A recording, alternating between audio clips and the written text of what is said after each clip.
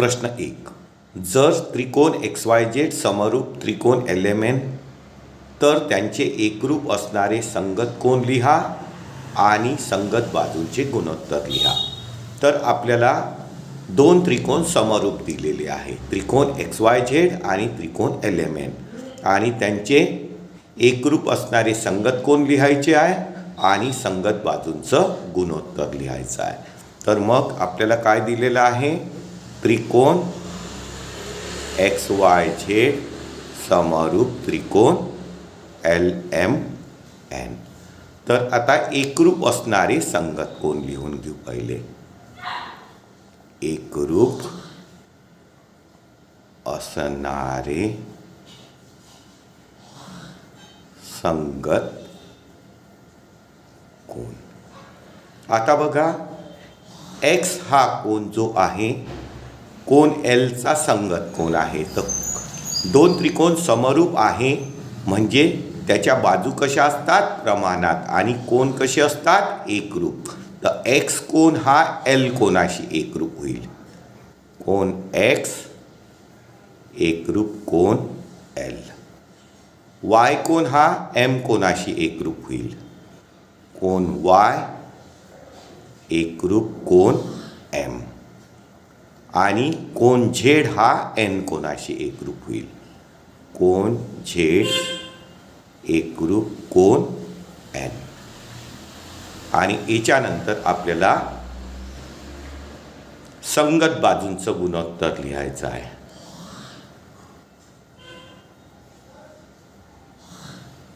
संगत बाजूंचे गुणोत्तर.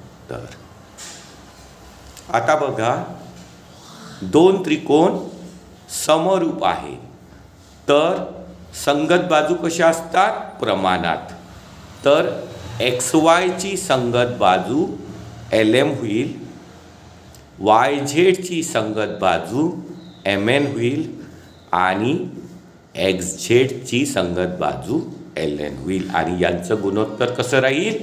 समान राहील. म्हणजे कसं लिहावं लागेल आपल्याला? XY भागिला LM, XY भागिला LM is equal to YZ भागिला MN, YZ भागिला MN is equal to XZ भागिला LN, XZ भागिला LN. प्रश्न 2. त्रिकोण XYZ मध्ये XY बरोबर 4 सेमी, YZ बरोबर 6 सेमी, XZ बरोबर 5 सेमी. जर त्रिकोण XYZ समरूप त्रिकोण PQR आणि PQ बरोबर 8 सेमी असेल तर त्रिकोण PQRच्या उरलेल्या बाजू काढा. आपल्याला त्रिकोण PQRच्या उरलेल्या बाजू काढायच्या आहे आणि XYZ आणि ट्रायंगल PQR, त्रिकोण XYZ आणि त्रिकोण PQR कसे दिले आहे? समरूप दिले आहे. तर त्रिकोण समरूप असेल तर त्याच्या बाजू कशा असतात? प्रमाणात असतात. आणि कोन कसे असतात? एकरूप असतात. तर मग कसं लिहावं लागेल? त्रिकोण XYZ समरूप त्रिकोण PQR. त्रिकोण XYZ समरूप त्रिकोण PQR. मग दोन त्रिकोण कसे आहे? समरूप. तर मग त्यांच्या संगत बाजूचं गुणोत्तर कसं राहील? समान राहील. म्हणजे संगत बाजू XY ची कोणती होईल? PQ. तर XY भागिला PQ, XY भागिला PQ बरोबर YZ भागिला QR, YZ भागिला QR बरोबर XZ भागिला PR, XZ भागिला PR. आणि हे काय आहे? संगत बाजूचं गुणोत्तर. आणि त्रिकोण समरूप आहे तर संगत बाजूचं गुणोत्तर कसं राहील? सारखं राहील, इक्वल. मग आता याच्यामध्ये आपल्याला काय करावं लागेल? किमती ठेवावं लागेल. तर आपल्याला XY किती दिली आहे? 4 सेमी आणि पी क्यू दिलेली आहे आपल्याला 8 सेमी is equal to Y Z आपल्याला दिली आहे 6 सेमी आणि मग पी क्यू आरची क्यू आर बाजू आपल्याला काढायची आहे. Q R is equal to X Z दिलेली आहे 5 सेमी आणि आपल्याला पी आर ही बाजू काढायची आहे. तर आता बघा हे तीनही गुणोत्तर कसे आहे, सारखे आहे. तर आपण पहिलं आणि दुसरं गुणोत्तर सारखं घेतलं आणि तिरपा गुणाकार केला तर आपल्याला क्यू आर बाजूची लांबी माहिती होईल. नंतर पहिलं आणि तिसरं सारखं घेतलं आणि तिरपा गुणाकार केला तर पी आरची लांबी माहिती होईल. तर पहिले आपण पहिलं आणि दुसरं गुणोत्तर सारखं घेऊ.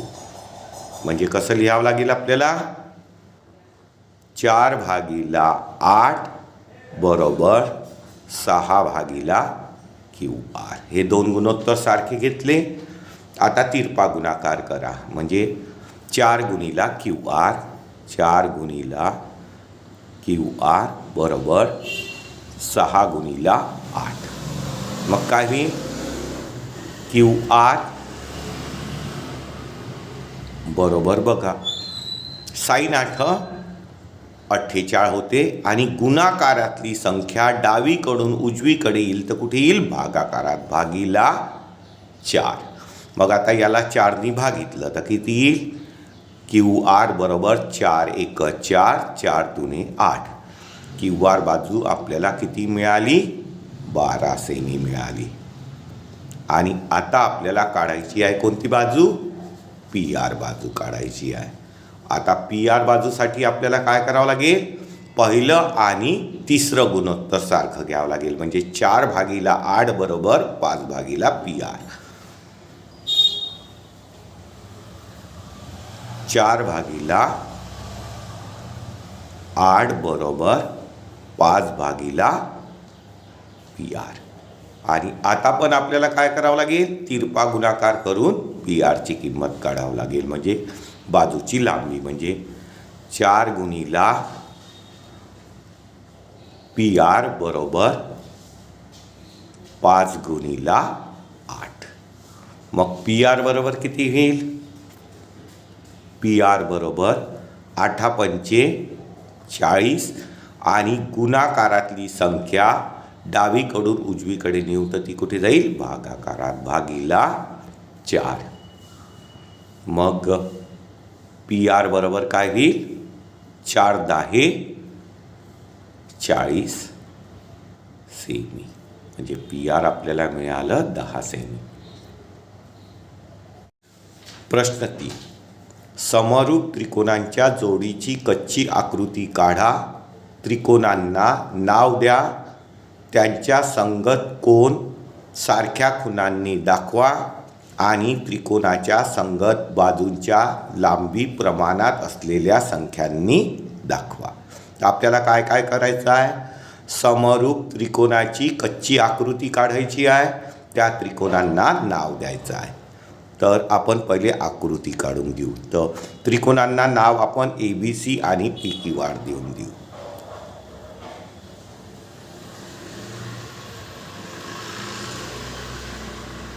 हा झाला त्रिकोण ABC आणि आता काढून घेऊ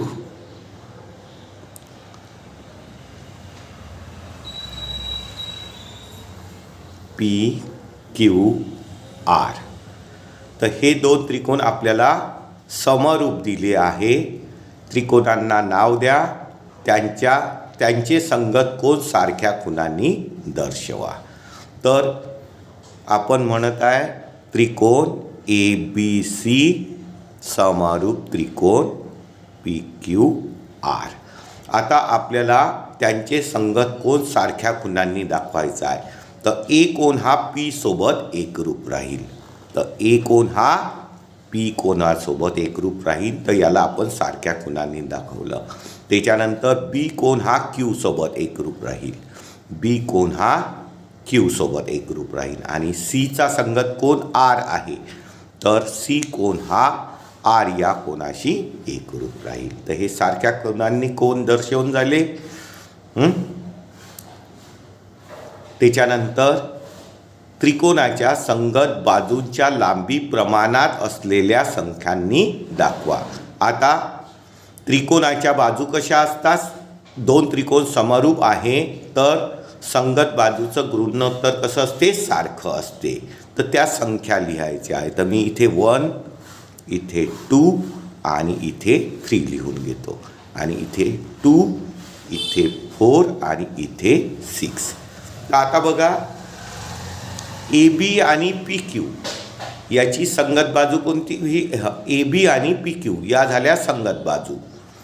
ए बी आणि पी क्यू.